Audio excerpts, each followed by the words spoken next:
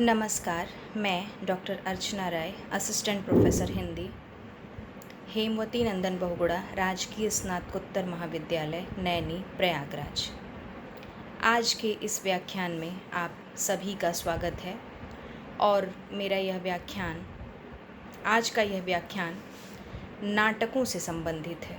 आज के इस व्याख्यान में हम नाटक के स्वरूप, उसकी परिभाषा और नाटक के प्रमुख तत्वों पर बातचीत करेंगे।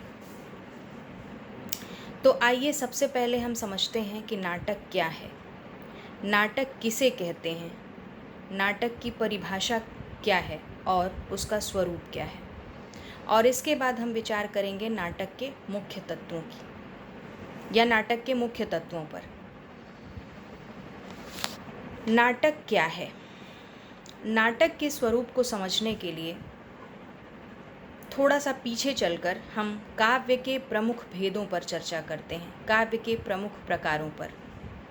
काव्य के दो प्रकार माने गए हैं, दृश्य काव्य और श्रव्य काव्य। अर्थात वह काव्य जिसको सुनने के साथ साथ देखा भी जा सके वह दृश्य काव्य, और दूसरा वह काव्य जिसको केवल सुना जा सके, जिसका केवल श्रवण किया जा सके, वह श्रव्य काव्य कहलाता है। तो काव्य के दो भेद हो गए, श्रव्य काव्य और दृश्य काव्य। अब पुनः दृश्य काव्य के दो भेद किए गए, रूपक और उपरूपक। दृश्य काव्य आगे चलकर पुनः दो भागों में विभाजित हुआ, पहला रूपक और दूसरा उपरूपक। आगे चलकर रूपक के पुनः 10 और उपरूपक के 18 भेद किए गए।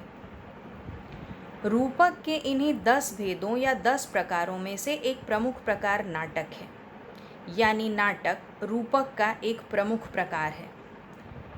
किंतु आगे चलकर दृष्टि द्वारा ग्रहण किए जाने वाले सभी दृश्य काव्यों को नाटक कहा जाने लगा। तो हम कह सकते हैं कि नाटक रूपक का एक प्रमुख प्रकार है, किंतु दृष्टि द्वारा ग्रहण किए जाने के कारण कालांतर में सभी दृश्य काव्यों को ही हम नाटक कहने लगे। आइए अब पुनः हम नाटक के स्वरूप पर थोड़ा सा विस्तार से चर्चा करते हैं। नाटक का स्वरूप क्या है? नाटक शब्द नट से निर्मित है, जिसका अर्थ है सात्विक भावों का अभिनय।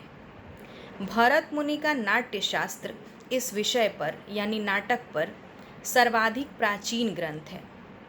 लोक चेतना को भरत मुनि नाटकों के लेखन और मंचन की मूल प्रेरणा मानते हैं और संपूर्ण संसार के भावों के अनुकीर्तन को ही नाट्य बताते हैं।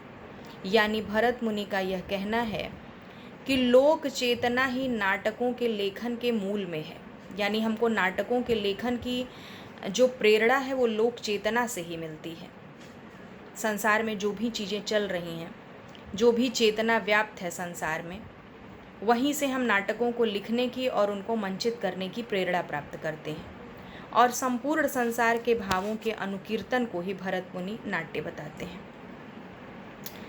अर्थात हम कह सकते हैं कि नाटक दृश्य काव्य का एक प्रकार है, जो न केवल श्रवण अपितु दृष्टि के द्वारा भी दर्शकों के हृदय में रसानुभूति उत्पन्न कराता है।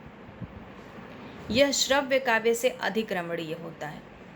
स्वाभाविक सी बात है कि श्रव्य काव्य को हम केवल सुन सकते हैं, जबकि दृश्य काव्य को हम सुनने के साथ साथ देख भी सकते हैं, इसलिए यह श्रव्य काव्य से अधिक रमणीय होता है। नाटक लिखने की परंपरा का सूत्रपात यूं तो पद्य रूप में हुआ, यानी सबसे पहले जो नाटक है वो पद्यात्मक रूप में लिखे जाने लगे, क्योंकि गद्य का आविर्भाव उस समय नहीं हुआ था। गद्य अपनी प्रारंभिक अवस्था में था, किंतु वर्तमान समय में हम कह सकते हैं कि नाटक एक गद्यात्मक विधा है, अर्थात नाटक मुख्यतः गद्य के रूप में लिखे जाते हैं।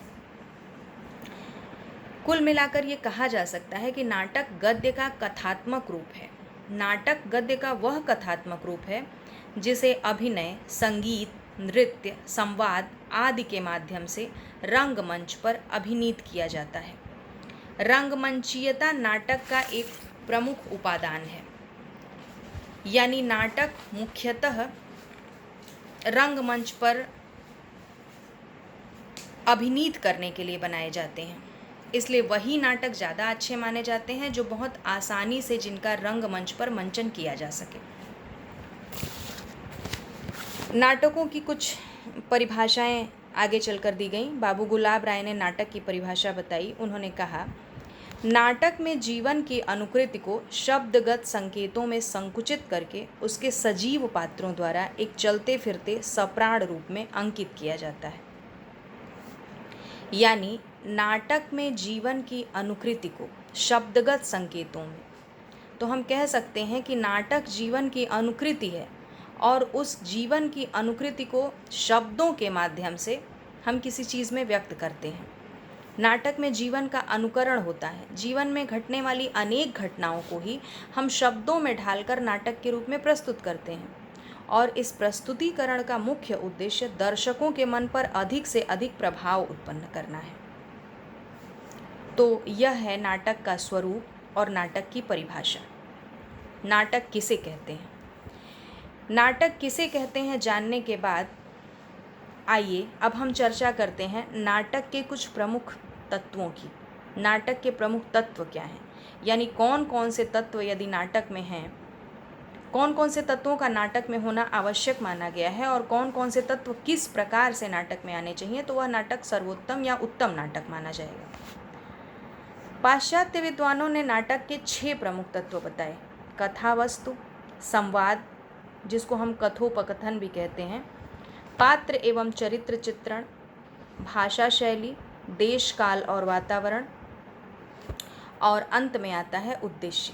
पाश्चात्य विद्वानों ने इन 6 तत्वों की चर्चा की। इसके बाद हम भारतीय आचार्यों की बात करते हैं। भारतीय आचार्यों ने कथावस्तु, नायक, रस, अभिनय और वृत्ति, इन 5 प्रमुख तत्वों की चर्चा की। यानी पाश्चात्य विद्वानों ने 6 और भारतीय आचार्यों ने नाटक के 5 प्रमुख तत्वों की चर्चा की। लेकिन यह जो तत्व हैं भारतीय और पाश्चात्य विद्वानों के अनुसार वह लगभग एक जैसे हैं। हो सकता है कि नाम अलग अलग हो लेकिन चीज़ें लगभग समान हैं। तो अब हम संक्षेप में इसको समझने का प्रयास करेंगे, बहुत ज़्यादा विस्तार से नहीं, संक्षेप में हम इसको समझेंगे कि नाटक के ये प्रमुख तत्व क्या क्या हैं। सबसे पहले हमने चर्चा की कथा वस्तु की, तो हम समझते हैं कथा वस्तु क्या है। कथा वस्तु ही नाटक का मुख्य अंग होता है, यानी जैसी कथा होती है उसी के आधार पर नाटक का विकास होता है। हम कह सकते हैं कि मुख्य रूप से कथा वस्तु ही नाटक है, जिसे हम अंग्रेज़ी में प्लॉट कहते हैं, जिसका अर्थ आधार या भूमि है। अर्थात कथा वस्तु ही नाटकों के लिए आधार या भूमि तैयार करने का काम करती है। भारतीय आचार्यों ने कथा वस्तु के 3 प्रकार किए। पहला प्रख्यात, दूसरा उत्पाद्य और तीसरा मिश्र प्रख्यात। अब इन तीनों के बारे में हम थोड़ा सा जान लेते हैं। पहला हमने कहा प्रख्यात। प्रख्यात क्या है? जो बहुत प्रसिद्ध घटना से जिसका आधार ग्रहण किया गया हो, जैसे इतिहास, पुराण आदि से कोई प्रसिद्ध घटना ली गई हो। प्रायः यह ऐतिहासिक होती है, इसमें वास्तविकता का पुट होता है। उत्पाद्य जो पूर्णतया कल्पना पर आधारित होती है, यह लेखक के या नाटककार के अपने मन की उपज होती है और नाटककार अपने मन से, अपनी कल्पना से किसी भी विषय का चयन कर सकता है और उस पर नाटक की रचना कर सकता है। और तीसरे नंबर पे हम कहते हैं मिश्र प्रख्यात, यानी जैसा कि नाम से ये स्पष्ट है, प्रख्यात यानी प्रसिद्ध घटनाएं और मिश्र प्रसिद्ध घटनाओं में मिश्रण किया गया हो। और यह मिश्रण किस चीज़ का है? कल्पना का है। यानी ऐसे नाटक, ऐसी कथावस्तु जिनमें कल्पना और ऐतिहासिकता का समन्वय हो, यानी कहीं से हमने इतिहास, पुराण आदि से किसी प्रसिद्ध घटना को लिया और उस प्रसिद्ध घटना को लेने के बाद हमने अपने मन से उसमें कुछ चीज़ों का मिश्रण कर दिया, अपनी कल्पना का मिश्रण कर दिया, तो इसको हम कहते हैं मिश्र प्रख्यात। तो ये है कथावस्तु के प्रकार: प्रख्यात, उत्पाद्य और मिश्र प्रख्यात। नाटक की कथावस्तु जो है वो मुख्यतः कथावस्तु को हम दो भागों में बांट सकते हैं। किसी भी नाटक की कथावस्तु मुख्य रूप से दो भागों में बंटी होती है। पहला है मुख्य और दूसरा है गौण, जिसको हम प्रासंगिक भी कहते हैं। मुख्य कथा जैसा कि नाम से ही स्पष्ट है, मुख्य कथा यानी वह कथा जो नाटक की मुख्य कथा होती है, जिस पर नाटक आधारित होता है, और बाकी कथाएं प्रासंगिक होती हैं, बीच बीच में चलती रहती हैं और मुख्य कथा को आगे बढ़ाने में सहायक होती हैं। अब ये जो प्रासंगिक कथा है वो आगे चलकर पुनः उसको हमने दो भागों में बांट दिया, जिसमें हमने पहले को कहा पताका और दूसरे को कहा प्रकरी। पताका क्या है? यह पताका जो है अंत तक मुख्य कथा के साथ चलती है। होती तो यह प्रासंगिक कथा है, लेकिन अंत तक मुख्य कथा के साथ साथ यह चलती रहती है। और दूसरी है प्रकरी, जो छोटी छोटी होती हैं और बीच में समाप्त हो जाती हैं, यानी मुख्य कथा के साथ साथ अंत तक नहीं चलती, बीच बीच में वो समाप्त हो जाती हैं और फिर दूसरी प्रक्रिया शुरू हो जाती है। ठीक है, तो ये हो गया मुख्य और गौण या प्रासंगिक, और प्रासंगिक को पुनः हमने दो भागों में बांट दिया, पताका और प्रक्रिया। आइए नाटक के दूसरे तत्व की चर्चा करते हैं, पात्र और चरित्र चित्रण। पात्र और चरित्र चित्रण, जैसा कि नाम से ही स्पष्ट है, पात्र, नाटक में कौन कौन से पात्र होंगे, वो किस प्रकार का काम करेंगे, यह नाटककार को तय करना होता है। और जैसी कथावस्तु होती है, नाटक का नायक या अन्य सहायक चरित्र उसी प्रकार के होते हैं। नाटक में नाटककार जो कुछ भी कहना चाहता है वह अपने पात्रों के माध्यम से ही कहलवाता है, इसलिए नाटक में पात्रों का विशेष महत्व है। भारतीय परंपरा के अनुसार नाटक का जो मुख्य नायक है, मुख्य पात्र है, वो प्रायः वीर, उदात्त गुण वाला, तेजस्वी, यानी उसमें इस तरह के गुण होने चाहिए। कुल मिलाकर हम कह सकते हैं कि नाटक का जो मुख्य नायक है वो धीरोदात्त होना चाहिए या धीर ललित। मुख्य रूप से हम धीरोदात्त की चर्चा करते हैं, किंतु वर्तमान समय में परिस्थितियां बदल चुकी हैं और इन बदली हुई परिस्थितियों के अनुसार नाटक का नायक कोई भी व्यक्ति हो सकता है। जरूरी नहीं कि वह धीरोदात्त अथवा धीर ललित व्यक्ति ही हो, हम किसी भी व्यक्ति को अपने नाटक का मुख्य पात्र चुन सकते हैं। जैसे वो किसान हो सकता है, मजदूर हो सकता है, कोई भी ऐसा व्यक्ति हो सकता है जो नाटक की कथावस्तु के विकास में सहायक, यानी नाटक की कथावस्तु हम जैसी चुनते हैं उसी के आधार पर हम नाटक का मुख्य पात्र चुनते हैं। किसी भी महत्वपूर्ण मुद्दे पर हमने नाटक की कथावस्तु का चयन कर लिया तो हमारा पात्र भी स्वाभाविक सी बात है कि उस कथावस्तु से संबंधित ही होगा। और नाटक के अन्य पात्र जो है नाटक की कथावस्तु और नाटक के मुख्य पात्र के चरित्र को आगे बढ़ाने में सहायक होते हैं। नाटक के तीसरे तत्व के रूप में हम चर्चा करते हैं संवाद की। संवाद क्या है? संवादों के द्वारा ही नाटककार किसी तथ्य का उद्घाटन व पात्रों के चरित्र का विकास करता है, यानी संवाद बहुत महत्वपूर्ण चीज़ है। संवादों के माध्यम से ही दर्शकों तक चीज़ें पहुंचती हैं, इसलिए संवाद अत्यंत महत्वपूर्ण चीज़ है, क्योंकि संवाद के माध्यम से ही नाटक की कथावस्तु को दर्शक ग्रहण कर उसे आत्मसात कर पाते हैं, उसे समझ पाते हैं। जब तक पात्र हमारे बोलेंगे नहीं तब तक हम समझ नहीं पाएंगे कि उनके मन में क्या चल रहा है। इसलिए संवादों का नाटक में अत्यंत महत्वपूर्ण स्थान है। अतः संवाद सरल, सुबोध, स्वाभाविक और पात्रानुकूल होने चाहिए। संवाद ऐसे होने चाहिए जो आम दर्शकों तक पहुंच सकें और आम दर्शकों को समझ में आ सकें। कभी कभी संवादों में स्वगत कथन, गीत आदि भी रखे जाते हैं। संवाद योजना का एक महत्वपूर्ण अंग होते हैं स्वगत कथन। जैसे कि कोई पात्र है वो अपने आप से बात कर रहा है, हो सकता है वो कुछ सोच रहा हो, वो स्वप्न देख रहा हो, तो वो दर्शकों तक पहुंचाने के लिए स्वगत कथन की बात की जाती है। कभी कभी गीत भी रखे जाते हैं जो नाटक के विकास में सहायक होते हैं। संवाद योजना का एक महत्वपूर्ण अंग है। इसके बाद हम चर्चा करते हैं देश, काल और वातावरण की। देश, काल और वातावरण, जिसको हम संकलन त्रय भी कहते हैं।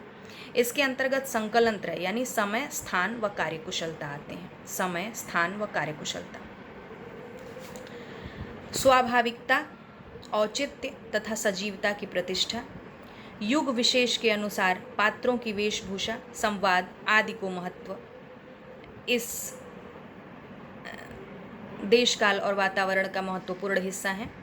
यानी जैसा देश काल और वातावरण है, जैसा समय है, जैसी परिस्थितियां हैं, जो युग है, उसी के अनुसार नाटककार को अपने नाटकों के पात्रों की वेशभूषा, उनकी संवाद आदि पर विशेष ध्यान देना चाहिए। देश काल और वातावरण के रूप में हम इसको कहते हैं। समय, स्थान और कार्यकुशलता इसके अंतर्गत आते हैं।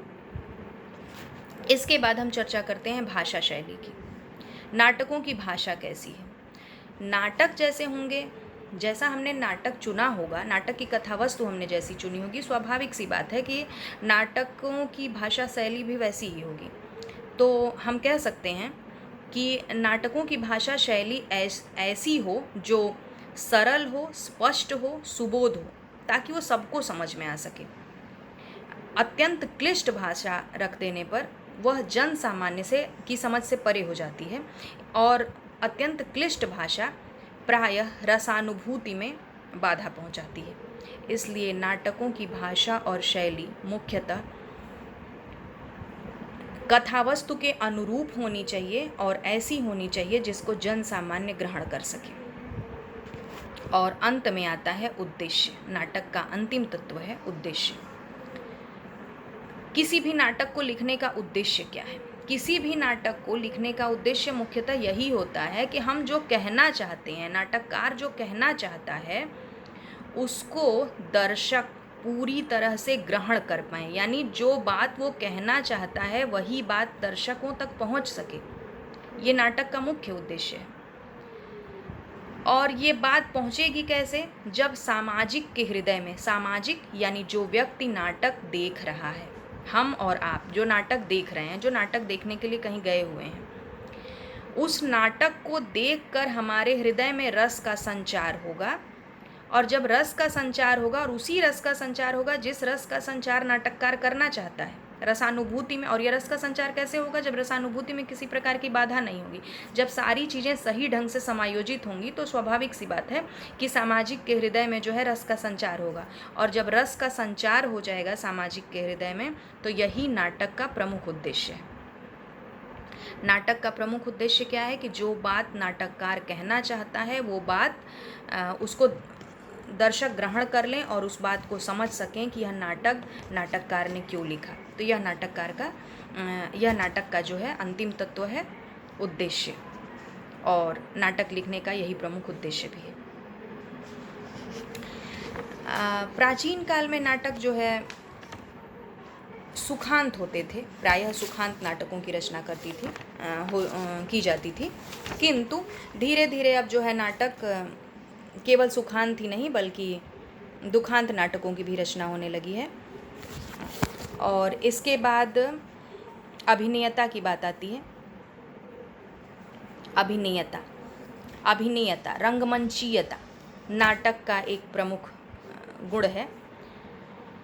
नाटकों के रूप, आकार, दृश्यों की सजावट आदि चीज़ें इसमें आती हैं। यानी नाटक हमारा ऐसा हो, जब हम मुख्य रूप से उसको रंगमंच के लिए बना रहे हैं, तो हमारा नाटक ऐसा हो कि रंगमंच पर अभिनय करने में बहुत ज़्यादा समस्या ना आए। ऐसा ना हो कि नाटक हमने लिख तो बहुत अच्छा दिया, किंतु जो है रंगमंच पर उसको अभिनीत करने में बहुत सारी समस्याएं उत्पन्न हो रही हैं।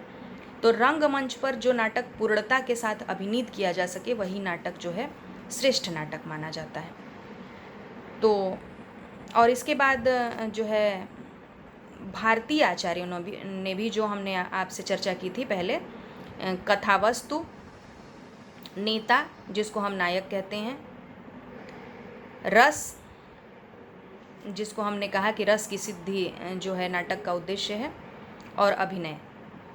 तो ये सारी चीज़ें जो है भारतीय और पाश्चात्य काव्यशास्त्र, आप कह सकते हैं कि भारतीय आचार्यों ने जो नाटक के तत्व बताए हैं और पाश्चात्य आचार्यों ने जो नाटक के तत्व बताए हैं, इनको यदि मिला करके देखा जाए तो एक जैसे ये हैं। तो इसलिए नाटक के प्रमुख तत्वों पे हम चर्चा कर चुके हैं। और उम्मीद है कि आपको समझ में आया होगा। तो आज के इस व्याख्यान में हमने चर्चा की नाटक के स्वरूप, नाटक की परिभाषा और नाटक के प्रमुख तत्वों की, और उम्मीद करती हूँ कि आपको यह व्याख्यान समझ में आया होगा और इस व्याख्यान से आपको नाटक को समझने में सहायता मिलेगी। और इसके बाद इसी व्याख्यान की अगली कड़ी में आपके समक्ष लेकर मैं उपस्थित होंगी नाटकों का विकास क्रम, हिंदी नाटकों का विकास क्रम। तब तक के लिए धन्यवाद।